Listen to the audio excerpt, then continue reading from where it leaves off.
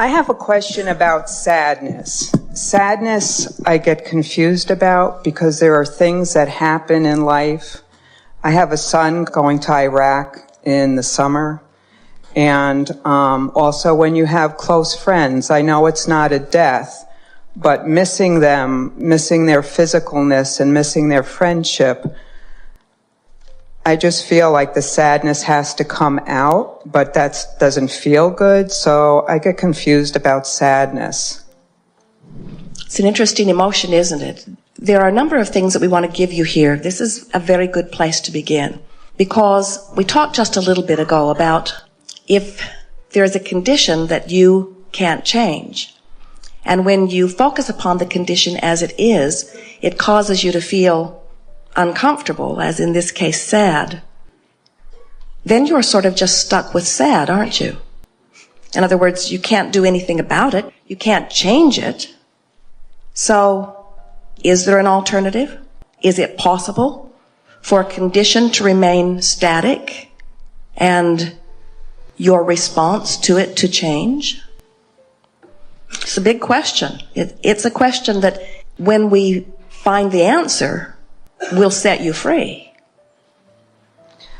I want to say I know I can't control the situation, but there's that, my son's going far away. We are going to be blunt and bold first, and then we'll try to make up for it later. It requires stepping back and looking from a broader perspective. That's always what coming into alignment with source energy is, in fact. So we talked about this current and how this current's moving toward who you really are, no matter what. So focus for a little bit on your son's going far away and feel the discomfort of that within you. In other words, truly an upstream thought. And you can amplify that by saying, not only is he going far away, but it is a uncomfortable at best, dangerous at worst condition, more and more upstream. So now, is there anything that you could say that takes some of the stress out of that for you? In other words, can you talk about this situation in a way that causes you to relax and begin moving with the current a bit? Mm-hmm. Try. My belief system tells me that we all have our own paths to walk and our lessons to learn, and for some reason he needs to go there for the bigger plan that I could never grasp. So that helps me when I see people doing things. I just say that's part of their learning. Now, when you say that, initially, does it give you any sense of relief? Yes. So, potentially, if you can get a little bit of relief from a statement like that, then if you could continue to reach for better feeling statements, potentially you could line up with this in a way that you could maintain your feeling of well-being regardless of the condition. Does that seem possible? Yeah, but there's always the danger part. I see him all right, and I put the light around him, and I pray to keep him safe, but the reality is just difficult. Well, it is difficult to say the least, but this is an opportunity for you to discover some resources that you don't often tap into. We've noticed that for most people, you can be pretty sloppy in your thinking and get by pretty darn well, because the well-being of who you are and the well-being of your environment and the well-being of all that is so pervasive.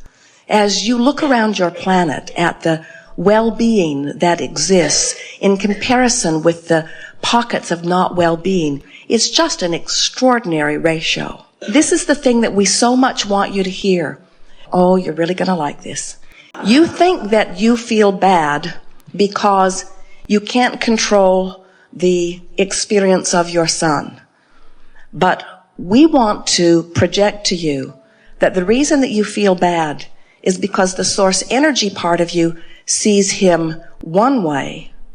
And in your worry, you are contradicting that aspect of your own self.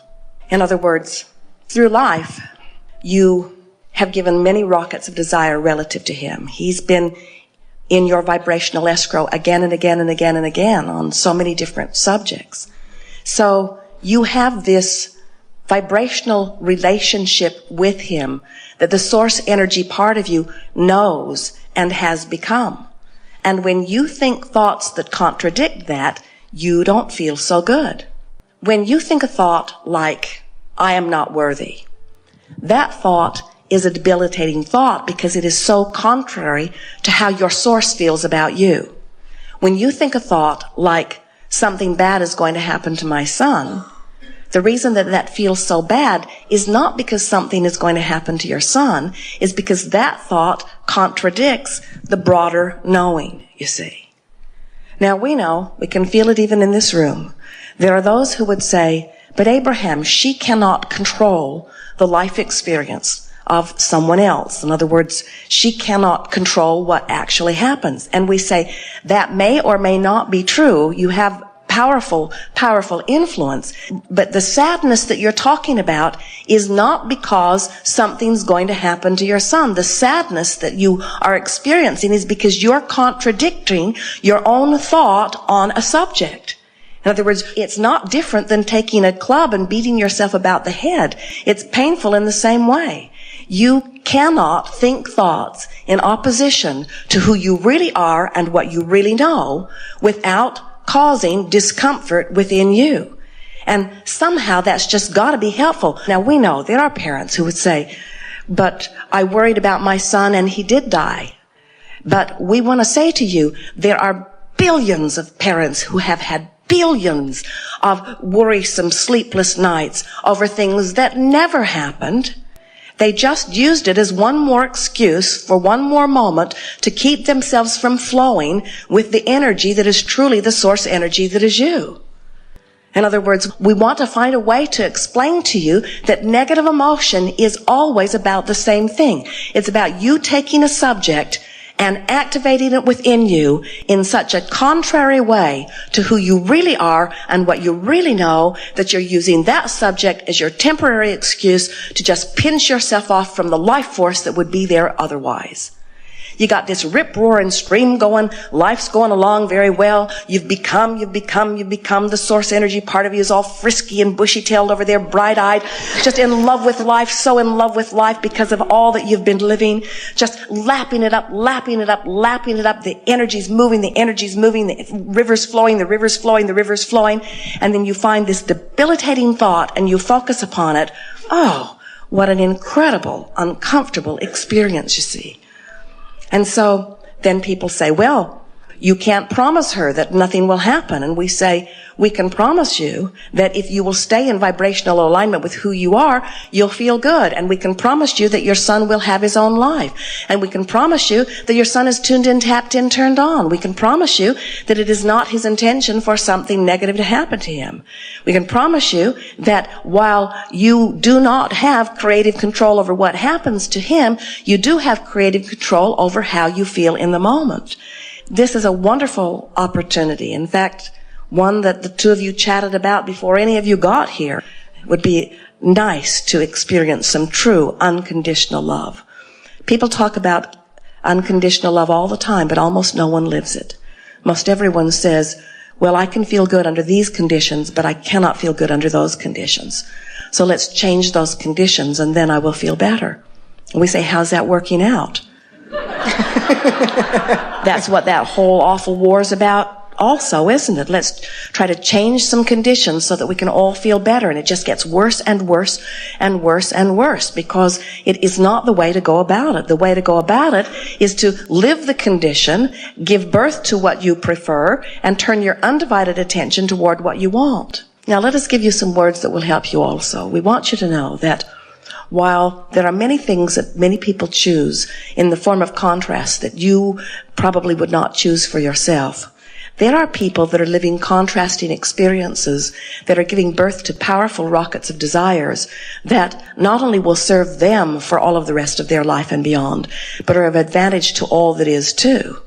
And so we want you to try to get hold of the idea that even when these young people put themselves in situations where they are in peril or in danger or in discomfort, that from those powerful contrasting experiences always erupt clarity of desire that the source energy part of them becomes and embraces, that gives them a power and an energy and a clarity that is difficult to find words to describe.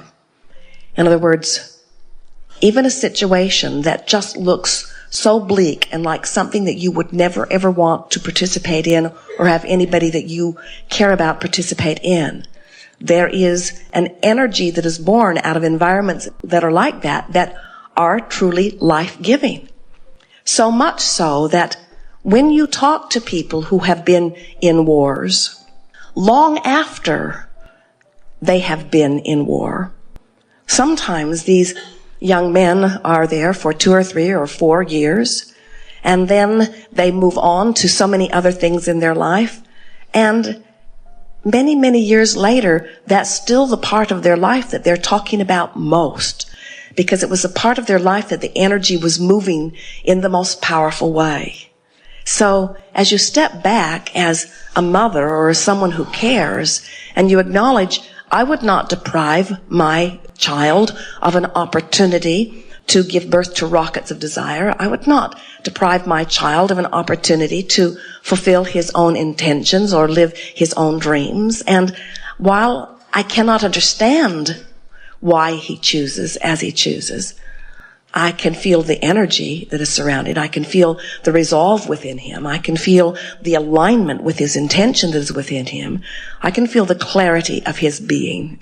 And so, as you step back and try to view him and his decision through the eyes of your own inner being, you will find yourself being in a position where you would not try to prevent him from doing that even if you could, because you realize that in all life there is contrast, and in all contrast there is a summoning of energy.